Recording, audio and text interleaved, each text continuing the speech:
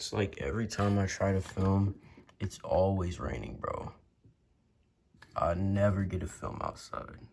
What's up, guys? Dreaded Skater here. So, as y'all see, it's raining today, and I swear I've been having the worst luck on filming like the past couple weeks. It's either rainy, gloomy, or something's going on. And if you're watching this, that the day that this video should be dropping, you see I'm a day late, and that's because this weekend I was so busy and I just had no time to film, so this video is gonna be coming a day late. But I realized that I have done a review on both of my element rails and my kicker, but I haven't done a review on my X Factor rail. I mentioned it a few times in some of my videos, but I haven't given an in-depth review on it and if I think it's worth it or not. So today that's what I'm gonna be doing, just giving my general review of the rail. And yeah, hopefully you enjoy this video and hopefully it helps. And also I do want some skating to be in this video, so I'm just gonna put some of my older clips that I have of me skating the rail, so yeah. So yeah, those are the clips that are gonna be in this video. But first things first, I spent I think it was like $120 on this rail when I first got it, which was a few years back. And I checked Amazon and the price of it that I saw yesterday was $99. And honestly, it's probably a good thing that they dropped the price, because now that there are better obstacles for around a similar price, I don't think anyone would be paying the original amount for what this rail is. So yeah, let me just show you what the rail looks like real quick also. All right, so here's the rail right here. It is 4.5 feet long and it's a 2-piece rail, so that means you can take it apart. And then it's about 8 inches tall, and there's 3 settings. The tallest setting is 8 inches, and I would say that the lowest setting is about 6 inches, because it's about an inch between each size. Here it is next to my board, which is 8.25. Turn it down like this. There's a height comparison. So yeah, it's a pretty small and compact rail, not too big. Really fun to just mess around with, and it's very easy to transport. It also comes with non-sliders and some things at the end, but I just took those off. Also, as y'all can see, it's hollow on the inside, and it's pretty light. I would say it's about maybe...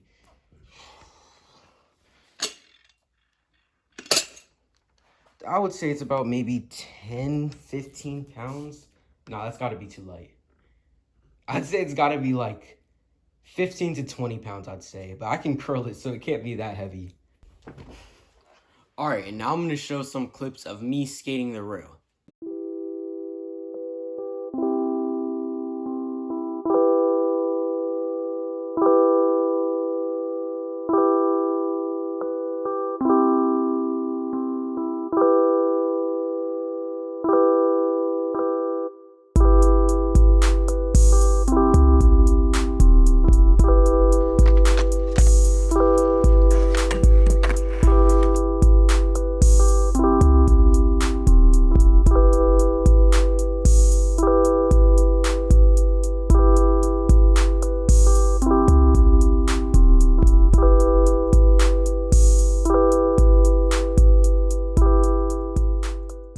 So now I'm going to go over my pros and cons with the rail. I'm going to start with cons so that way I can end with the pros. Alright, so one thing I wasn't a big fan of about this rail is how light it is. A lot of the times when you're trying new tricks and you're kind of uncomfortable, so you're kind of just not putting your full weight on the rail, it'll move around. Even with the non-sliders on the rail that come with it, if you don't put your full weight down on it, then it'll move around. That's not good at all, because if you're trying something new and you don't expect the rail to slip out from under you, it could end bad. Another thing I don't like about it is how short it is. Sometimes, if you lean too far one way on a board slide, your wheels might hit the ground, and it's just really not good to have a rail that low. Also, from personal experience, this rail kind of messed me up when I started skating bigger obstacles, because I wasn't used to having to pop onto something higher than that. So I don't really like how low it is, and especially on the lowest level, it's pretty much unskateable when it's that low. Even the high setting is pretty low. Also, it seems like over time the rail has bent, and I'm not that heavy. I think I'm about 150, but when I was skating this rail, I was also younger, and I didn't weigh that much. I'm not sure what the max weight is for this rail, but it seems like it bends pretty easily, and if someone heavy enough stomped on it, I'm pretty sure they could snap it. So I would say if you're an older person or just a heavier person, this wouldn't be a really good rail for you.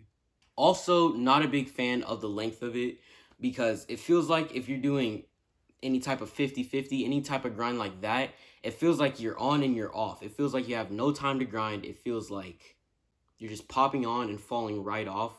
And when you're learning 50-50s, that's really not a good thing because you could really get on and your front truck just won't hit and you'll just fall straight down. So I don't like how short the rail is in length. And I don't like how the non-sliders can just fall off.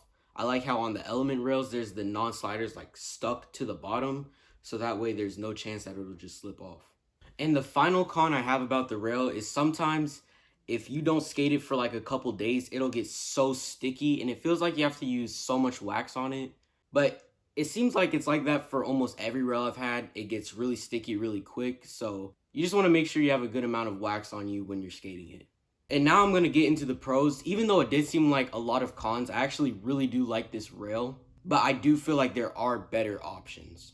But let's move on to the pros. So one, I really do think that this is a good rail for beginners. The height will make it easier to learn on, but it will affect you in the long run. But I would say if you have this rail and a park rail maybe at your local, this would be good to learn on and then build up to the rail at your park. Another pro about this rail is it's really easy to transport because of how small and how light it is. If I'm ever going somewhere and I want to bring a rail, that's usually the rail I'll bring. And also this kind of goes along with learning tricks on it, but even for someone like me who is a little bit past that, beginner stage, I still find this rail really fun and really easy to learn more techie tricks on. So if you are more of an advanced skater, you can learn more tech tricks on it and then take it to a different rail. But yeah, I really do think it's just a solid rail to have for when you're first learning certain tricks or when you're just first learning to skate rails in general. So final things I have to say is, would I recommend this rail?